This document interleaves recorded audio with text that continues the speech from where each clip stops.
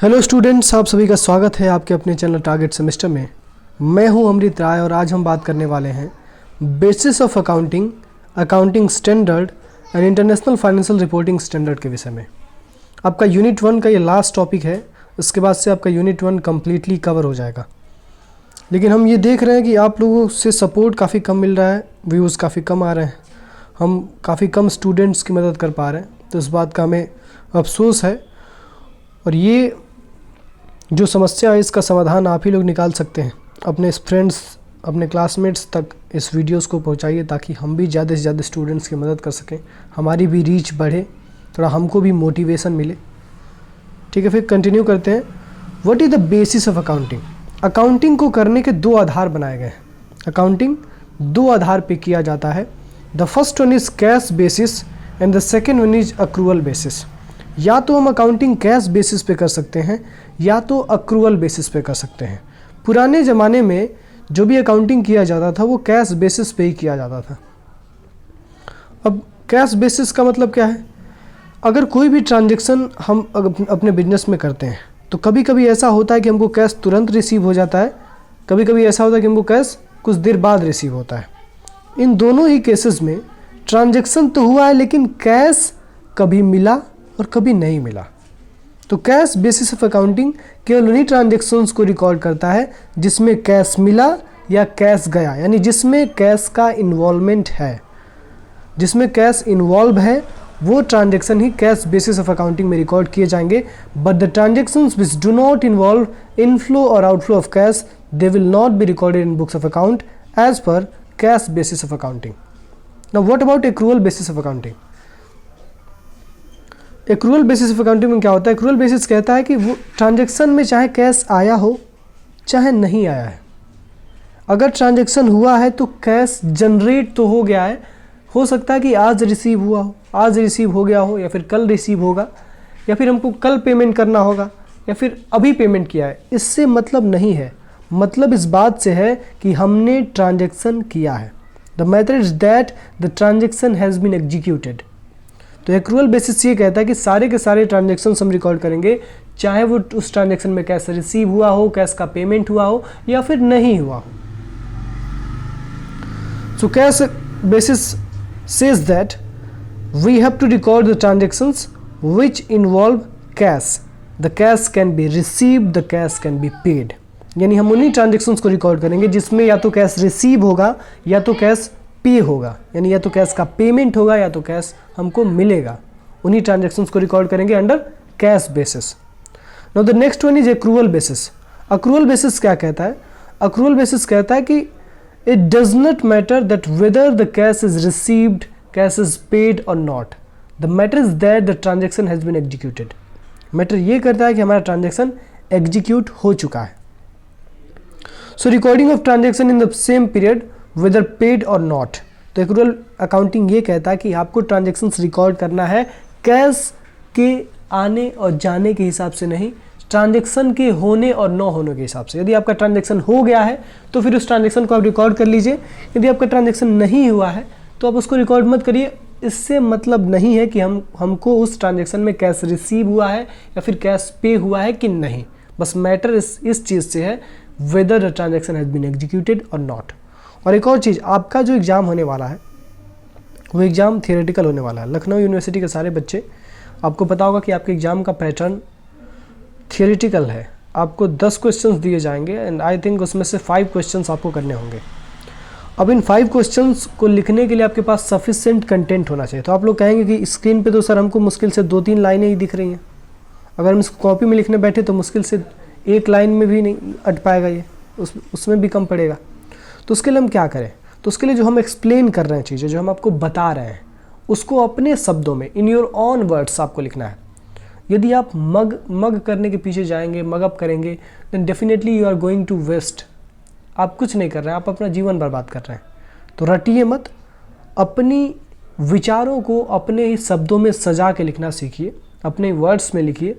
Explain करने का आपका अलग नज़रिया होता है और वही नज़रिया एग्जामिनर भी देखना चाहता है। एग्जामिनर भी कभी ये नहीं चाहता है कि हम किताब से पढ़ के रट के लड़का आए, वो लिख दे, हम उसी को साइन कर दें, क्योंकि वो जानता है कि प्रैक्टिकली पॉसिबल नहीं है और यदि पॉसिबल हो भी जाए तो उसमें क्वालिटी नहीं होगी नॉलेज की, क्योंकि आपने रटा है, आपने उस चीज़ को समझा नहीं है, अपने शब्दों में आप बयान नहीं कर पा रहे उन चीज़ों को।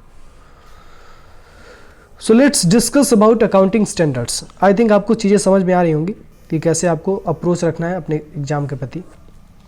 What is accounting standard? आप सोसाइटी में सुनते हैं कि वो व्यक्ति इस स्टैंडर्ड का है, वो व्यक्ति इस स्टैंडर्ड का है, ये इस काम को करने का स्टैंडर्ड है, ये पढ़ाई करने का स्टैंडर्ड है।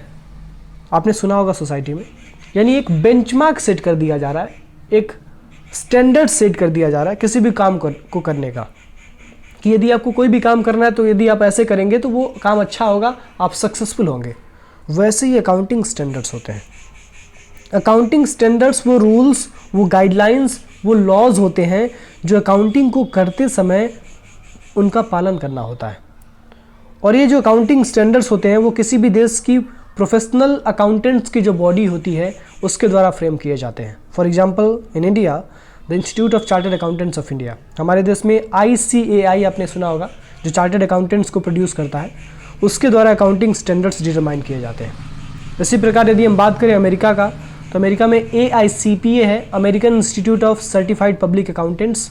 उनमें वहाँ पे वो जो CPAs होते हैं, certified public accountants, they are held liable for executing for framing the accounting standards. So what are the accounting standards? Accounting standards are the rules, guidelines and practices that are needed to be kept in mind whenever you are doing the accounting. जब भी आप financial statements को बना रहे हैं, जब भी आप अकाउंटिंग कर रहे हैं, तो अकाउंटिंग को करते समय कौन से कानून को ध्यान देना है, कौन से रूल्स को, कौन से नियम को, कौन से गाइडलाइंस को ध्यान देना है, बस वही होते हैं आपके अकाउंटिंग स्टैंडर्ड्स। अच्छा, अकाउंटिंग स्टैंडर्ड्स आए क्यों? अगर आप मान लीजिए, अगर हर एक बिजनेस अपने हिसाब से ट्रांजैक्शन रिकॉर्ड करता, अपने हिसाब से अकाउंटिंग करता, तो क्या हम अलग अलग बिजनेसेस के फाइनेंशियल स्टेटमेंट्स को कंपेयर कर पाते? क्या उनमें यूनिफॉर्मिटी रहती? Definitely not. Do you know why? क्योंकि अगर हर व्यक्ति अपने हिसाब से बनाएगा तो उसका रूल अलग होगा, सामने वाले का रूल अलग होगा। अब उसने जब अकाउंटिंग किया है तो उसने अलग प्रैक्टिसेस, अलग रूल्स, अलग गाइडलाइंस फॉलो किए हैं, और ये जो व्यक्ति कर रहा है ये अलग रूल्स, अलग प्रैक्टिसेस पे कर रहा है, तो definitely you can not compare this financial statements. तो कंपेरेबिलिटी को लाने के लिए, हमारे फाइनेंशियल स्टेटमेंट्स में यूनिफॉर्मिटी को मेंटेन करने के लिए अकाउंटिंग स्टैंडर्ड्स लाए जाते हैं। Accounting standards can not override the provisions of applicable laws, customs, usages and business environment in the country.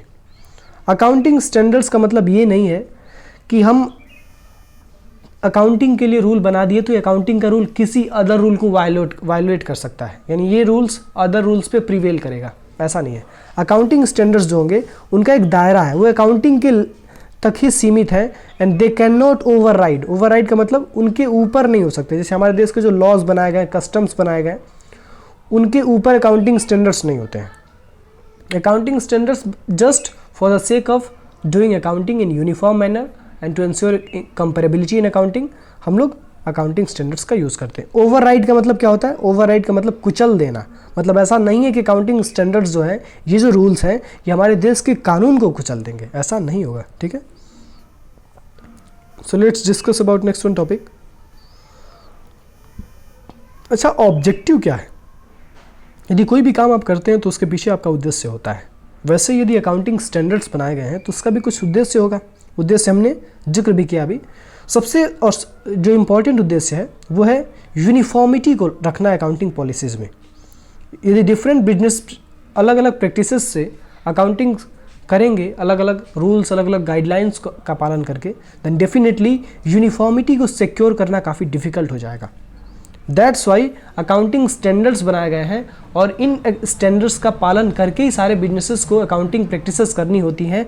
इसी के फलस्वरूप हम डिफरेंट बिजनेसेस के अकाउंटिंग स्टेटमेंट्स को, फाइनेंशियल स्टेटमेंट्स को कंपेयर कर सकते हैं। यूनिफॉर्मिटी रहती है, यानी एकता रहती है। जैसे हमने बनाया है, जिस प्रैक्टिसेस को, जिस रूल्स को, जिस गाइडलाइंस का पालन करके, वही वो व्यक्ति भी बनाया है, तो उसको इसमें यूनिफॉर्मिटी रहती है, एक जैसा रहता है। अब दूसरी चीज़ ये है कि ये कंपेरेबिलिटी को फैसिलिटेट करता है। यानी कंपेरेबिलिटी को आसान कर देता है, हम आसानी से दो फाइनेंशियल स्टेटमेंट्स को कंपेयर कर सकते हैं। And the third one is it enhance reliability of financial statements. Reliability यानी विश्वसनीयता।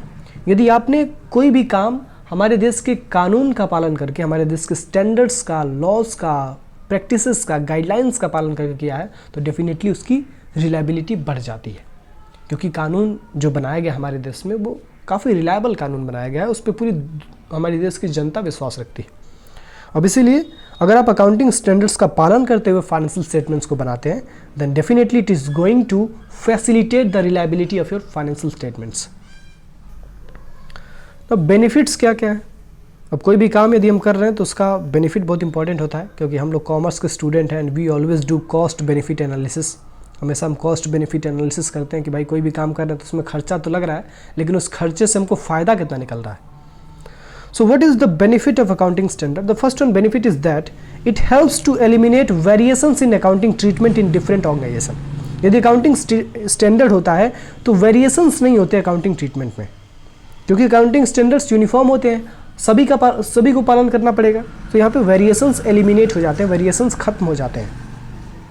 The second one is that it may call for disclosure of certain information which may not be required by law, which are useful for general public, investors and creditors. और accounting standards, जैसे हम आपको एक चीज़ बताएं, यहाँ पे हमारे देश में इंड एएस प्रिवेल करता है, इंडियन अकाउंटिंग स्टैंडर्ड, और इंडियन अकाउंटिंग स्टैंडर्ड 1 के अनुसार फाइनेंशियल स्टेटमेंट्स को बनाने के लिए एक बढ़िया से फ्रेमवर्क डिसाइड किया गया है, और आपको फाइनेंशियल स्टेटमेंट बनाने होते हैं उसमें बताया गया कि आपको फाइनेंशियल स्टेटमेंट बनाने हैं तो कितने मंथ्स के बाद बनाने हैं, कौन से आइटम्स को कहाँ दिखाना है, कितने नोट्स मेंटेन करना है, प्रीवियस ईयर का करंट ईयर का डेटा दिखाना है, इंटरिम रिपोर्ट्स कब बनाना है, हाफ ईयरली बनाना है, क्वार्टरली बनाना, ये सारी चीज़ें बताई गई हैं इंडियन अकाउंटिंग स्टैंडर्ड 1 में। अब मैं ये क्यों बता रहा हूँ? क्योंकि हमारे देश का जो अकाउंटिंग स्टैंडर्ड है वो हमारे देश के बिजनेसेस के फाइनेंशियल स्टेटमेंट्स को डिस्क्लोज करने में फैसिलिटी प्रोवाइड करता है। अगर डिस्क्लोज करने का एक यूनिफॉर्म मेथड बता दिया गया है तो सारे के सारे फाइनेंशियल स्टेटमेंट्स यदि यूनिफॉर्म मेथड्स पे डिस्क्लोज होंगे तो हम लोग आसानी से उनको कंपेयर कर सकते हैं।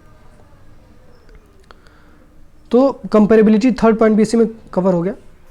Let's discuss about limitations. Limitations क्या क्या है? अब देखिए, हर चीज़ के दो पहलू होते हैं, यदि सकारात्मक पहलू है तो नकारात्मक पहलू भी होगा, पॉजिटिव एस्पेक्ट है तो नेगेटिव एस्पेक्ट भी होगा। वैसे अकाउंटिंग स्टैंडर्ड यदि हमारे लिए अच्छे हैं तो कुछ हद तक ये हमारे लिए बुरे भी हैं, कुछ हद तक बुरे नहीं, मतलब कुछ हद तक हमारे लिए हानिकारक भी हैं। The first one thing is that accounting standard makes choice between different alternate accounting treatment for the same item, this में कॉज द इंफॉर्मेशन इनकम्पेरेबल। अब देखिए, अकाउंटिंग स्टैंडर्ड बनाए तो गए हैं, लेकिन अकाउंटिंग स्टैंडर्ड में अलग अलग अकाउंटिंग ट्रीटमेंट्स बताए गए हैं। अब ये डिफ़िकल्ट हो जाता है किसी भी बिजनेस के लिए कि हम कौन सा अप्रोप्रिएट अकाउंटिंग ट्रीटमेंट चूज करें, उसका चॉइस कैसे करें, कौन सा बेस्ट अकाउंटिंग ट्रीटमेंट है, इसका सिलेक्शन काफ़ी डिफिकल्ट हो जाता है, क्योंकि यहाँ पे बहुत सारे अकाउंटिंग ट्रीटमेंट्स हैं, अकाउंटिंग पॉलिसीज़ हैं। The second one thing is that it is rigidly followed and fails to extend flexibility in applying accounting standards. अब अकाउंटिंग स्टैंडर्ड्स में फ्लेक्सिबिलिटी नहीं होती है, यानी ऐसा नहीं है कि आप अकाउंटिंग स्टैंडर्ड थोड़ा सा मॉड्यूलेट कर देंगे, अपने हिसाब से चेंज कर देंगे। रिजिड होता है, बिल्कुल स्ट्रिक्ट होता है, हार्ड एंड फास्ट होता है। आपको जो अकाउंटिंग स्टैंडर्ड बनाया गया है उसी हिसाब से अपने फाइनेंशियल स्टेटमेंट्स को डिस्क्लोज करना होगा, उसी हिसाब से आपको अकाउंटिंग करना होगा। And you can not do any kind of change, you can not modulate the accounting standards. What about third point? Third point ये कह रहा है कि accounting standard can not override the statute. अब हमारे देश में ऐसा नहीं है कि अकाउंटिंग करने के लिए केवल अकाउंटिंग स्टैंडर्ड ही बनाए गए हैं। अकाउंटिंग करने के लिए बहुत सारी, आपने अभी इसके पहले हमने आपको डिस्कस किया था आपके साथ, जो कन्वेंशंस और कंसेप्ट थे अकाउंटिंग के। इसके अलावा और भी चीज़ें हैं, जैसे आप जब आप आगे आएंगे तो आप पढ़ेंगे ऑडिट होता है, फाइनेंशियल ऑडिट। उसके अलावा अलग अलग लॉज हैं, लॉज में भी दिए गए हैं अकाउंट्स कैसे बनाना है, अकाउंट्स में कौन कौन सी चीज़ों का ध्यान रखना है। तो अकाउंटिंग स्टैंडर्ड ऐसा नहीं है कि सारे लॉज को ओवरराइड करता है। ओवरराइड करने का मतलब क्या है कि अकाउंटिंग स्टैंडर्ड एक डिफरेंट लॉ है, और ये जो लॉ है वो अदर लॉज को प्रभावित नहीं कर सकता है, यानी सब सारे लॉज का सेपरेट एग्जिस्टेंस है। तो हमको दिक्कत क्या होती है, हमको अकाउंटिंग स्टैंडर्ड का भी ध्यान रखना होता है, इसके साथ साथ अदर स्टैट्यूट। स्टैट्यूट मतलब क्या होता है? लॉ। यहाँ पे आप समझ लीजिएगा, स्टैट्यूट जहाँ भी शब्द दिखे उसका मतलब आप समझिएगा लॉ, यानी कानून। तो अकाउंटिंग स्टैंडर्ड जो होता है वो अदर लॉज को वायलेट नहीं कर सकता है, अदर लॉज को ओवरराइड नहीं कर सकता है। अप्लीकेबिलिटी की बात करें तो अप्लीकेबिलिटी तो सबसे पहले हम देखें तो अकाउंटिंग स्टैंडर्ड्स हमारे sole proprietorship unit, partnership firm, cooperative societies, trust, Hindu undivided family, association of persons, companies, हर जगह अप्लीकेबल होते हैं। यानी अप्रॉक्सीमेटली हर जगह जहाँ पे भी अकाउंटिंग किया जाता है वहाँ पे अकाउंटिंग स्टैंडर्ड्स अप्लीकेबल होते हैं। अप्लीकेबल यानी लागू किए जाते हैं। सोल प्रोप्राइटरशिप यूनिट को भी अकाउंटिंग स्टैंडर्ड्स का पालन करना पड़ता है क्योंकि ये भी अकाउंटिंग करते हैं। पार्टनरशिप फर्म को भी, यानी हर एक प्रकार के जो बिजनेस ऑर्गेनाइजेशन होते हैं, वो चाहे NPO हो, not for profit business organisation हो या फिर प्रॉफिट मेकिंग बिजनेस ऑर्गेनाइजेशन हो, इट डज नॉट मैटर। यदि वो अकाउंटिंग कर रहे हैं तो अकाउंटिंग स्टैंडर्ड्स का पालन करना होता है।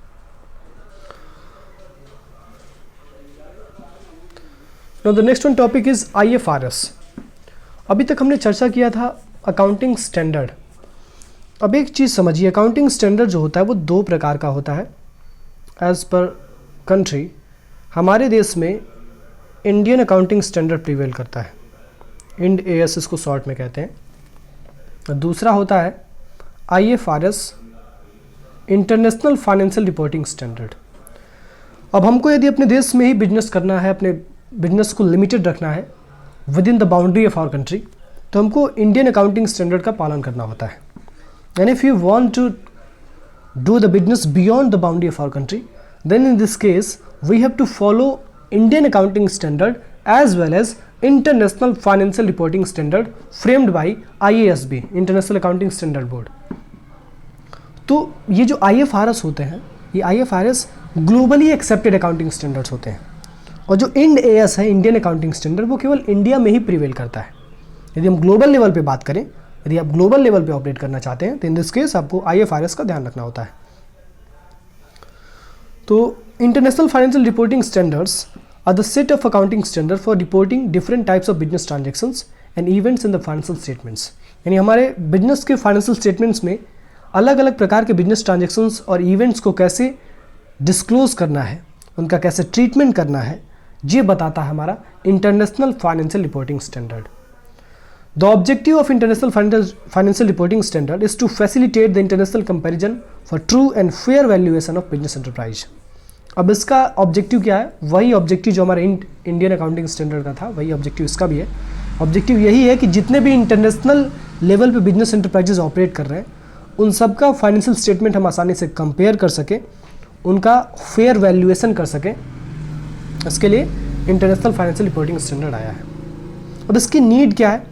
नीड को समझते हैं। तो सबसे पहले नीड ये है, it helps to prevent material manipulation और एरर्स इन फाइनेंशियल स्टेटमेंट्स। यदि स्टैंडर्ड्स नहीं बनाए गए होते, IFRS नहीं होता, तो सभी लोग अपने हिसाब से फाइनेंशियल स्टेटमेंट बनाते और वो मटेरियल मैनिपुलेशन कर सकते थे, यानी उसमें कुछ तालमेल, कुछ इधर उधर कर सकते थे वो लोग। ठीक है, मैनिपुलेशन मतलब कुछ ना कुछ गड़बड़ी कर सकते थे, गड़बड़ घोटाला कर सकते थे। अब वो गड़बड़ घोटाला ना हो, इसके लिए international financial reporting standard introduce किया गया। अब ये क्या करता है, ये हमारे देश में इंटरनेशनल लेवल पे यूनिफॉर्मिटी को मेंटेन करता है डिफरेंट बिजनेसेस में। डिफरेंट बिजनेसेस के जो फाइनेंशियल स्टेटमेंट्स होते हैं, जो अकाउंटिंग प्रैक्टिसेस होते हैं, उसमें यूनिफॉर्मिटी को मेंटेन करता है, कंपेरेबिलिटी को भी मेंटेन करता है। अब यूनिफॉर्मिटी रहेगी, सारे फाइनेंशियल स्टेटमेंट्स एक ही प्रकार से बनाए जाएंगे, तो जाहिर सी बात है आसानी से उसके बीच में कंपेरिजन कर सकते हैं, तुलनात्मक अध्ययन कर सकते हैं। The third one point is that it facilitates global investment because of increased trust and reliability। अब जो इंटरनेशनल फाइनेंशियल रिपोर्टिंग स्टैंडर्ड है, ये ग्लोबल एक्सेप्टेड अकाउंटिंग स्टैंडर्ड है। अब इसकी वजह से जो भी ग्लोबल लेवल पे इन्वेस्टर्स हैं, उनका एक फेथ होता है कि कोई भी कंपनी यदि अकाउंटिंग कर रही है तो वो अकाउंटिंग, एक मिनट स्टूडेंट्स माफ़ी चाहेंगे, थोड़ा सा डिस्टर्बेंस के लिए माफ़ी चाहेंगे।